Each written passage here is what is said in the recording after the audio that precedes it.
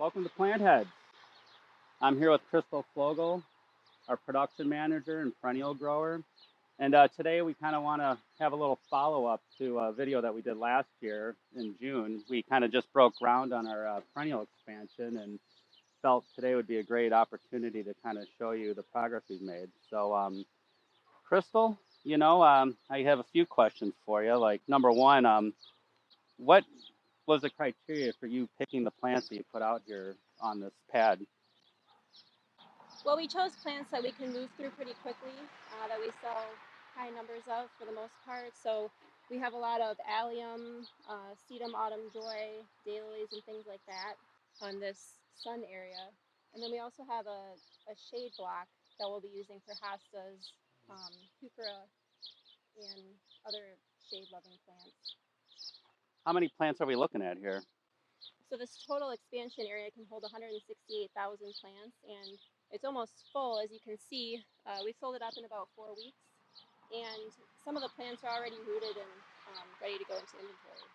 Nice. So what is our total production for this season now with this expansion? We plan to pot around 844,000 perennials, and that includes 1 gallon and 3 gallons. That's awesome. It's our biggest number ever. Yes, right. Yeah, I mean, in 2008, when we started our perennial journey here, we planted 77,000 perennials that first year. So to plant up 840,000 now is really impressive. As this perennial program continues to be successful, we're able to allocate more and more resources to it. Kind of started off with selecting better liners. Then we were able to kind of increase our labor so we could have a better maintenance program and then a continuous production cycle. So Krystal, how many months out of the year are we planting? We start planting in late March and we continue pretty much through the end of August. That's when we like to complete the perennial production. Usually by the first week of September we're finished, and that's a big difference from just a few years ago. Yeah, so that's really trying to focus on making sure that we're always hitting our numbers on our bread and butter items, and then also having enough inventory to overwinter to start spring of 2023, right? Exactly. Pretty much everything we pot through the end of June is for the current season sales, and then everything we pot the second part of the summer will be for next spring. That's great.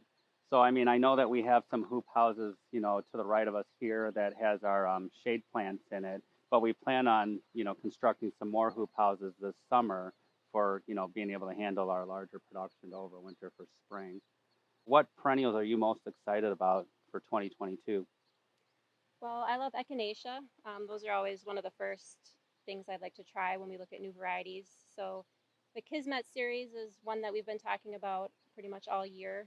We tried the Kismet Orange and Raspberry last year, and we loved those, so we're going to increase production on those, and then we added in the Kismet Red and Yellow for this year. Fantastic. Another series that we like is the Sombrero Series of Echinacea, so we'll be trying the Tres Amigos variety, which is basically 3 different flower tones on one plant. I saw something yesterday that I was pretty surprised, because it wasn't really on my radar, but we have a new Dicentra that is sitting completely in full sun. And you said that you saw it in some trial gardens at Walters last year, and we have a Dicentra now that can handle full sun. Which variety is that?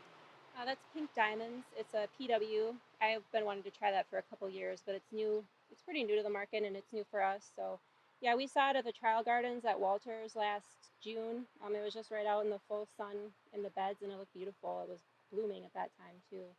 That's amazing to have a Dicentra that can handle full sun. What else are you excited about? Well, I'm also pretty excited about some of the new Veronicas that we'll have this year. Purple Illusion is one that I'm really excited about. We loved Wizard of Oz, but that one has been out of production for the past few years. So Purple Illusion, I think, shares a similar habit, but with purple flowers, and it looks really amazing in the photos. We have a couple others that I think you appreciate. Purple Leia and Blue Skywalker. Nice. Star Wars. And those are both very upright growing Veronicas that don't take up a lot of horizontal space, but they grow tall, so they're good for narrow vertical areas.